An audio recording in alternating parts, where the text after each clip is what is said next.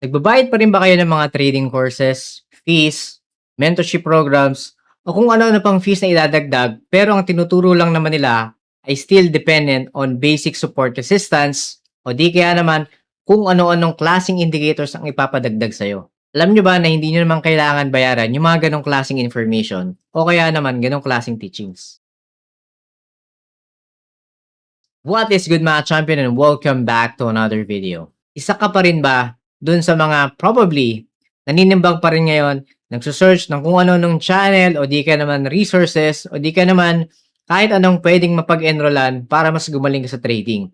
And most of them, you will come across halos pare-pareho lang sila, di ba? You will come across na ang ituturo pa rin nila is yung basic support assistance, mga indicators, o kaya naman something na ipapa-install nila sa'yo to provide daw signals para mag-buy or sell. Di ba? Di ba parang ginagawa kang tamad pag ganun? Yung mga ganong klaseng information, guys, you don't have to pay. And today, ituturo ko rin sa inyo, guys, yung tinuturo nila ng mga paid information such as yung mga support assistances. I-expound natin ano ba talaga ang gamit ng support at assistance and how we can utilize that to our advantage. Tandaan nyo guys, sa trading, the simpler, the better. Hindi mo kailangan ng komplikadong strategy o di kaya naman system so that magkaroon ka ng justifiable decision whether to buy or sell. In addition, wag din kayo masyadong mamangha dun sa mga inilagdag nilang indicators. Sometimes, that is a pre-programmed tool for you to dictate down na magkakaroon tayo ng buy and sell signal. Doon ka na mahuhook at doon ka na matatrap dahil ginagawa kang tamad para bang ginagawan ka ng illusion na everything will be simple as a buy or sell signal. Remember, trading is a skill. It takes time. Syempre, sa tamang approach at proper information na makuha mo, na hindi mo kailangan minsan magbayad ng mga ganung information, again, you might be losing a lot instead of you winning dun sa trading journey mo.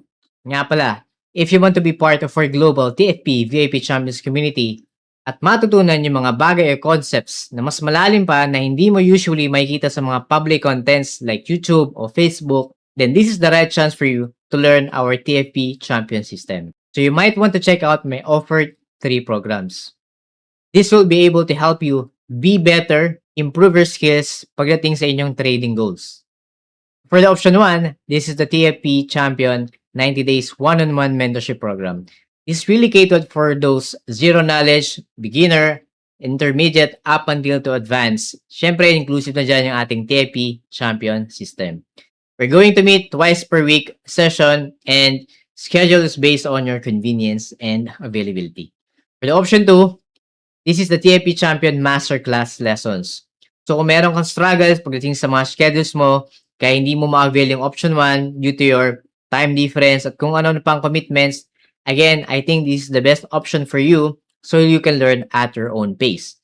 I have managed to prepare 28 masterclass lessons. More importantly, these are all downloadable videos so you will have a lifetime access of learning. And lastly, for the option 3, this is the TFP Champion Bootcamp. So if you want more of a fast track, a 5 weeks program, and plus, we're going to meet 4 times per week session. So if you are one of those people na gusto nila yung fast-paced approach, pero syempre, hindi titipirin sa learning, everything is covered here, same with the 90 days program. So again, walang excuse hindi mo matutunan yung aking TFP Champion system. So wala nang patumpik-tumpik pa. Without further ado, let's get straight to our lesson.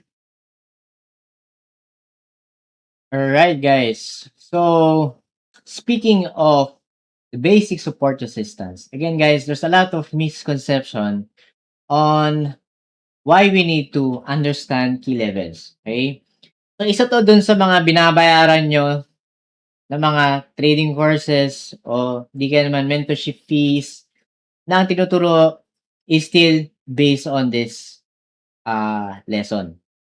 And that is support assistance. Today, I will teach you guys na you don't have to pay this kind of information, but I'll try to make sure na kahit paano, I'll give more in-depth application pagdating sa support and resistance. But before that, let's define muna support and resistance. So, key level wise, okay, yung tinatawag nating support at resistance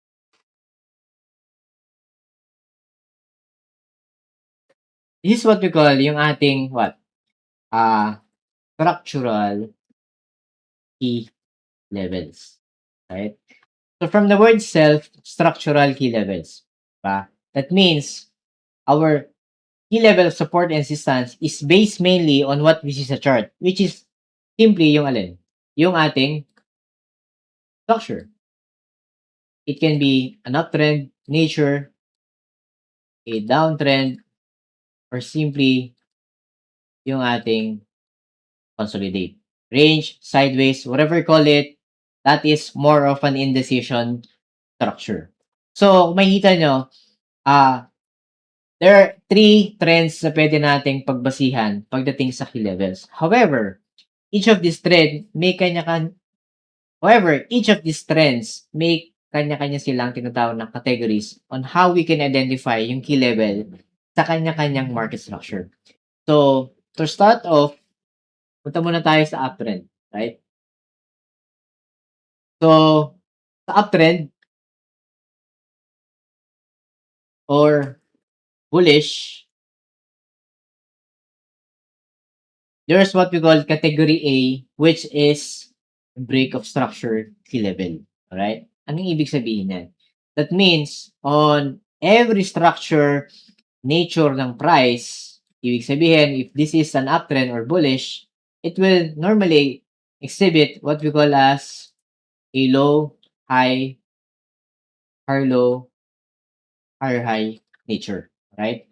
We cannot simply call an uptrend just because sumasya. It must exhibit this kind of nature. Kailangan meron siyang low, high, higher low, higher high. And ano yung sinasabi kong category A pagdating sa support resistance? In this case, let's try to find support, no? How we can identify support on this type of structure. So, break of structure, category A, that means na yung ating previous high can be a future, diba, support. And that is because most of the time, these levels of previous high are tested by the market. Okay? So that means, itong level nito can be identified as a future what? Future support. So, in that case, this would be my future support if I'm going to look for an opportunity if in case nasa na tayo. If ever nandito na yung price natin. Let's say we are here. Okay?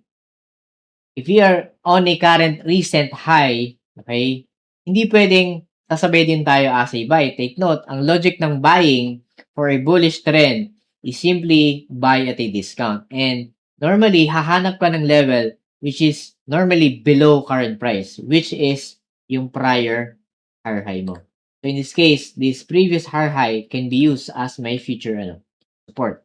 Again, guys, these are all basic information. I'm not trying to confuse you, no? Support, normally, ang reference nyo lagi multiple touch. But take note, support can also be used, di ba? And can also be found on prior structure. Hindi lang multiple touch. And in this case, I'm telling you na isang level na to, prior high can be used as your future support. So, ang expectation natin dyan would be as a bounce. Take note, this can only be applied if the market is already trending. Ibig sabihin kung nag-exhibit na siya ng this kind of nature. Right? We don't normally expect na laging ganyan ang nature ng price. Pero, if this is already a trending chart or trending market, there's a high chance of probability na yung previous level mo can be a bounce point, which will be acting as what? As a support. Right? So, that is the category A of identifying support level on an uptrend. Ano naman yung category B? Category B, okay, again, this is just basic, no? I don't know if you're still paying for this kind of information.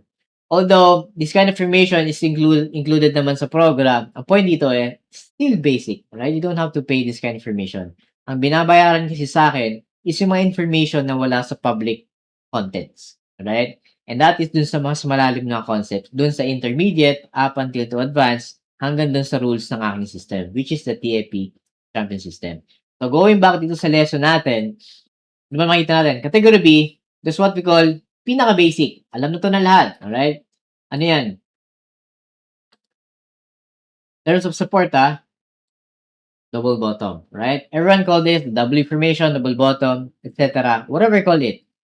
Ibig sabihin, ang basic analogy lang ng double bottom is, kung market is coming from a downtrend and it failed to create, tandaan nyo guys, ang downtrend is a lower low, lower low, lower low, lower high, lower low.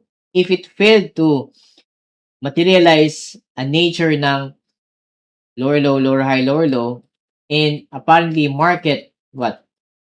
Nagkaroon ng reaction on the same previous lower low, okay? That means, market failed to create a momentum continuously. So, ibig sabihin, nahinto dito yung momentum. If it creates a double touch on a series of range o double touch from a certain range ng market or price, tandaan nyo guys, hindi naman line yan. It can be a zone or what. Ang point ko dito, market can move and react from the prior level on the same nature. Ibig sabihin, pag nag-create tayo ng ganyang formation, regardless kung mas mahaba ang wick nito o dito like this, importante, you are on the same range. This can be used, yung level na yan, can be used as what?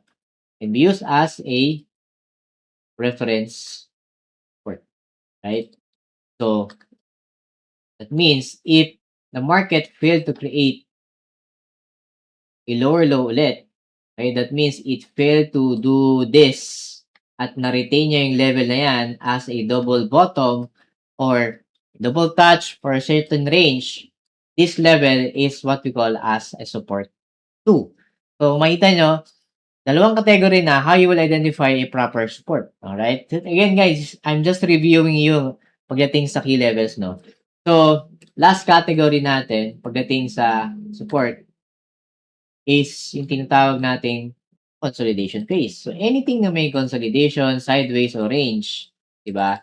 That means there's an equal battle of buyers and sellers. So, paulit-ulit lang na nauuntog yung price from your ceiling or resistance, and kung may resistance, meron din syempre yung floor price o yung tinatawag yung support.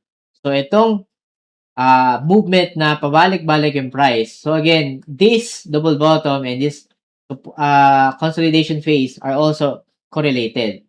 So, that means kapag ang market nagpapabalik-balik lang dito, this can be used as support. Ito yung usually nagiging reference ng karamihan. Basta daw nagkaroon ng maraming touch, multiple touch, then that's support. Okay? That may be true, pero take note. Okay? May times na hindi lahat ng gantong category will hold.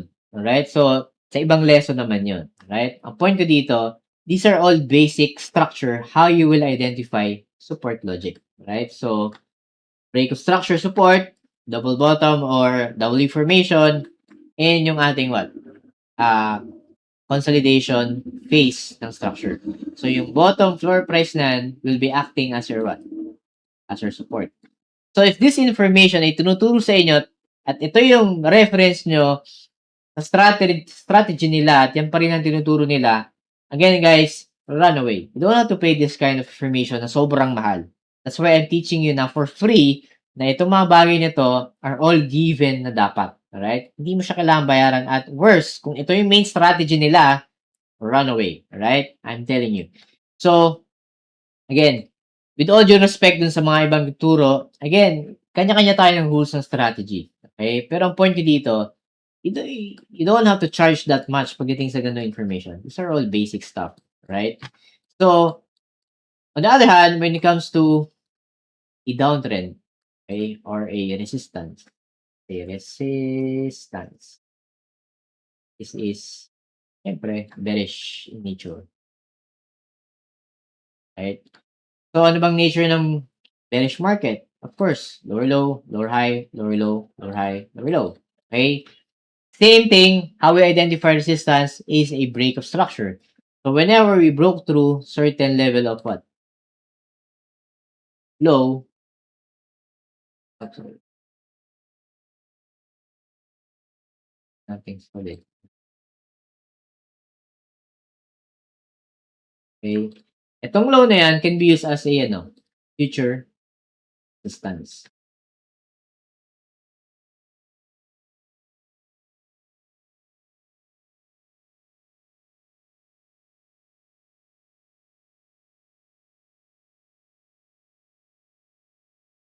Right? This will be your resistance. Okay? Why is that? Kasi bakit? Again, same with a bullish nature, yung previous low mo na binasag mo will be retested. Alright? That's why some strategies na binabayaran nyo are dependent on break and retest. Again guys, that strategy, hindi mo kailangan magbayad ng super mahal, 50K to 100K, 250,000, tapos break and retest lang ituro sa inyo. That's very unfair for you guys. So, kung ikaw naninimbang ka at nagsesearch ka, ano bang strategy, ano bang saan course ba ako pwedeng mag-enroll, saang channel ba ako magtitiwala. Again, I'm not saying na ako yung best. Ang point ko dito, break and retest strategy or moving average strategy, momentum strategy like RSI, stochastic, MACD, support resistance, these are all basic information na hindi mo kailangan ng ganong magbayad. Alright? I'm already teaching you guys that these are all free information. So, again, this resistance or bearish nature, okay, coming from a previous lower low.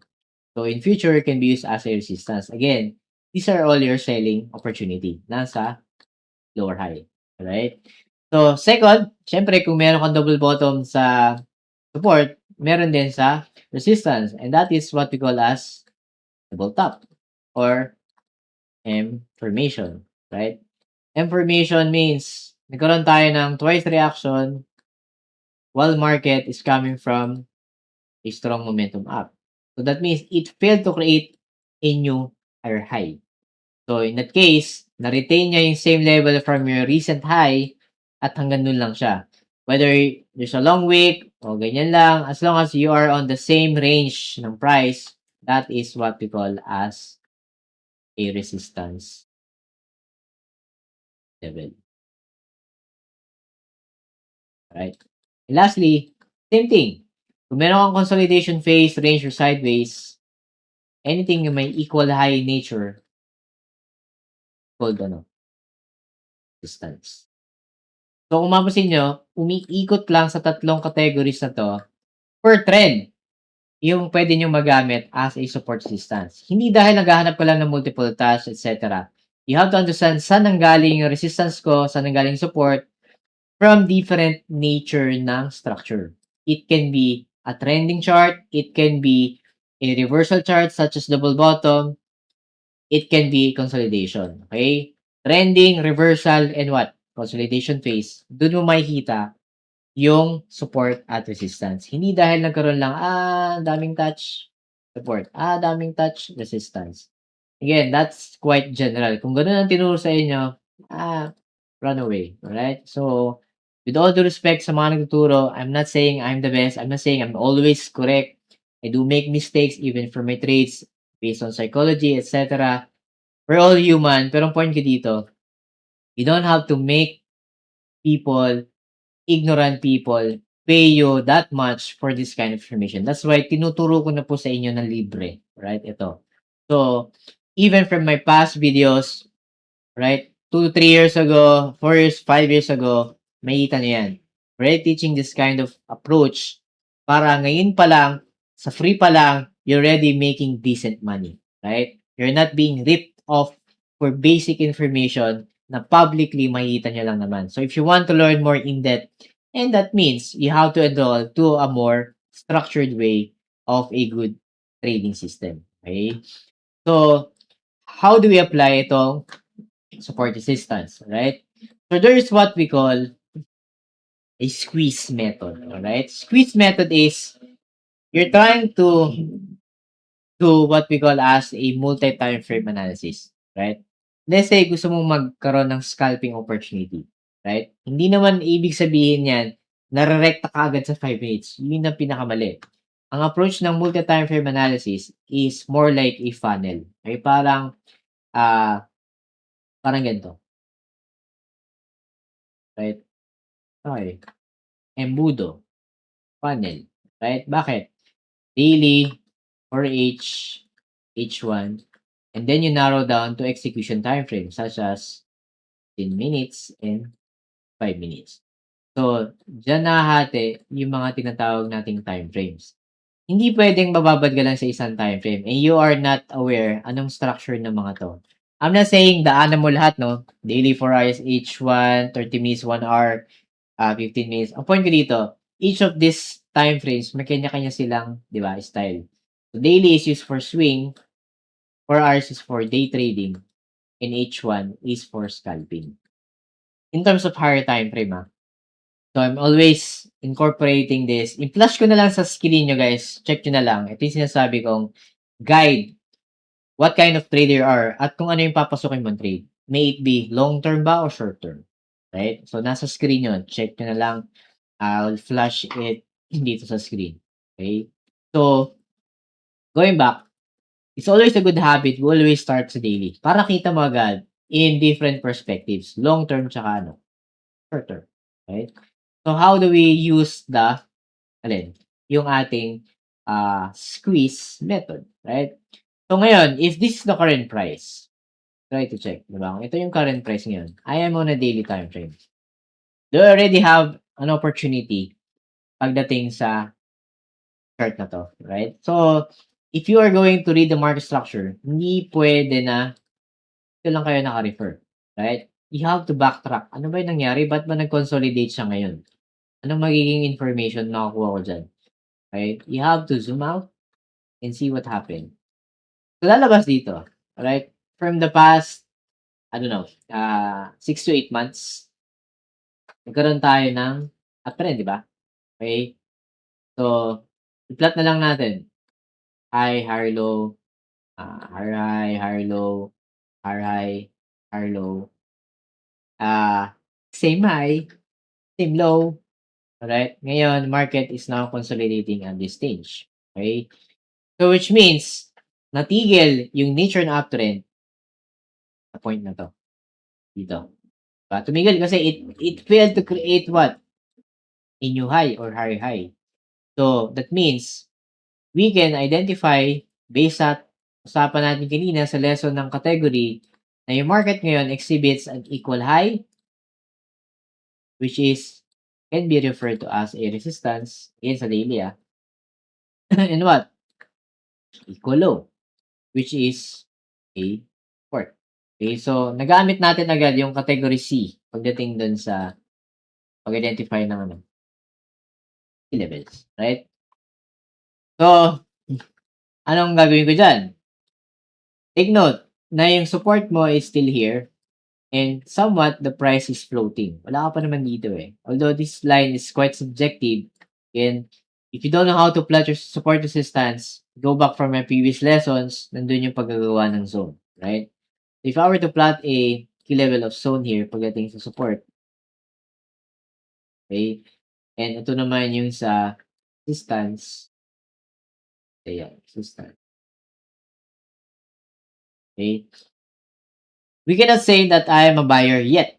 Okay, we don't know. And I don't want to use this structure agad for me to have opportunity. Okay? Take note, this is my daily level. Not all people are quite tolerant pagdating sa waiting, di ba? So, some people are more interested sa short-term trade. Let's say we look for short-term trade. Dito na ni-apply yung squeeze method. So, alam ko yung daily levels ko of support, resistance. Now, somewhat market is floating around here, di ba? Dito naman natin. Meron pang space. Okay? Anong opportunity makukuha dyan? And that's the reason we have to do the funnel method or yung multi-time frame analysis from top-down analysis. So, higher time frame, I might need to check for hours. Okay? I'll do the same process. Titignan ko ngayon ang key level ko based sa pinag-usapan natin. So, mapapansin nyo dito, meron ako resistance. Di ba? Double top. Even here. Resistance means you are on the range ng same highs. Right? Ngayon, if I were to refer to the previous structure coming from the left, makikita nyo itong mga level na to. Ito, ating solid. Ito, ito, ito. Ano ba masin nyo? Merong descending nature, di ba? From this lower low, lower low, lower low. Ano nangyari? Pababa, pababa, baba. Okay? Anong usapan natin kanina? When you broke through a certain previous lower low, that level can be used as a resistance. Right? So, if I were to recall, di ba? Itong previous level ko na to can be my future resistance. Which is ano nangyari? Market now is reacting to this level. Di ba? Yan yun. Itong part na yan. So, bahin natin yung kulay. Okay? So, safe to say that I am now on a resistance 4-hour level. Diba? Ito yung 4 hours kung ano. Stance. Okay? Am I interested now to sell? Pwede. Using day trade setup. Kung 4 hours yung key level mo ngayon, that means ang iyong execution would be 50 minutes, which is based dun sa guide kanina. But, if you are more of what? Gusto mo pa, ma-short term pa. Medyo matagal pa yung 4 hours na hihintayin, di ba? So, I may have to narrow down more my higher time frame consideration, which is, gagawin ko, nakaulit ng ano, 1 hour. Okay. So, 1 hour, alright? So, alam natin, ito yung range ng resistance. So, 1 hour, mas na-refine lang kasi may obvious tayong resistance din sa 1 hour. So, gawin natin tong, yan. Ito na yung H1. Okay. Right. So, nag-a-align ngayon yung tinasabi ko na 4-hour tsaka H1 na resistance. Which is good kasi we recently just what? Went through a resistance. So, ang tanong dito, do I have now an opportunity to sell? Right? So, provided na somewhat medyo naiwan na tayo, di ba? Makita nyo, there are already series of candles pababa. Okay? Anong pwede kong gawin? Wala naman din ako ditong pwedeng makita as structure aside from this nature, di ba? So, meron kang ascending, di ba? Na nature ng price. Pero, since we recently reacted dito sa resistance level ng H1 at 4H, that can be a strong momentum na pwede nating sabayan. However, kung H1 to, ang part niya is 5 minutes, hindi ako sa H1 mag-execute. I may be looking more deeper 5 minutes kasi I'm aiming now for an execution. Ito tayo ng 5 minutes. Right? So, 5 minutes, ba, nakita nyo ulit, same nature. Lower low, lower low, lower low, lower low. Okay? So, if I will try to ignore to and focus on dito, makita nyo, ito yung recent lower low. So, if I am a seller, sanang wais na mag-sell. As mentioned kanina, previous structure can be used. Broken structure as a resistance. Parang inuulit ko lang yung ginagawa ko sa hard time fallback with the same process. Okay? Kasi each time frame has their own structure. So, hindi pwedeng gagawin ko as pwede kong gamitin as a selling point. Diba? Ito yun. Okay? So, kung makita nyo, lalabas na hindi wise mag-sell while I'm down. Kasi as a seller, you must have a margin. That means you have to wait for the proper pullback. So, ito ang ating trading opportunity. Nandito sa resistance level na yun. Trading opportunity. So, if you are more confident, you can utilize yung ating sell limit. Diba? Kasi tandaan mo, may space pa tayo before heading dito sa daily support. So, you have a lot of space to sell off. Considering the market now, sorry. You have a lot of space to sell off, diba? Okay? Malawak yan. Kahit nga 1:3 lang, baka dito pa lang tapos ka na trade. Right? Point ko dito is, you already see the nature. Galing tayo saan? Resistance. Plus, market now is exhibiting lower low, lower high, lower low, lower high, lower low, lower high, lower low. And you will aim to sell at a lower high structure again, which is coming from lower whole level, which is category A dun sa resistance. The break of structure, level. Right? Again, this is nothing new. This is nothing complicated. This is no brainer. This is no secret. If you're still paying for this kind of free information, again, guys, ditch whatever. I don't know. Sayang naman, di ba? Dun sa mga naghahanap pa lang naman ng mapag-enrollan o kaya naman naninimbang kayo kung kanina ba kayo susunod o what. Everyone has their own style of trading. Everyone has their own piece kung paano nila ituturo yung approach. But if you are being charged of this kind of information, again, that's unfair to you. Okay? So, I'm already teaching you guys for free itong bagay na yan so that hindi kayo maloloko o di kaya naman magkakaroon kayo ng mas mataas pang trading IQ. Right? Na hindi mo kailangan maglabas ng super laking pera for such a basic information. Right? It's all about how that people teaches you or kung ginagawa ba kayong eng-eng o kaya naman ginagawa kayong ignorante o di kaya naman ginagawa kayong tamad. Right? I'm not saying what they're teaching is bad or what they're after is bad for you. Again, it's all about the intention. If their intention is really business lang, they don't care whether it's basic or what. Whether it's formation na free o hindi, they charge you, they charge you. Right? For me, my advocacy is you can learn all the basic stuff. I can give you more in depth and make decent money out from it. You always have the choice, di ba? You always have a choice to enroll sa mga in-depth concepts pagdating sa mga mentorship programs. So again, no one is forcing you. I'm just telling you guys, hindi to kailangan bayaran yung information na tinuturo ko ngayon. Pagdating sa squeeze method, key level, market structure. Right?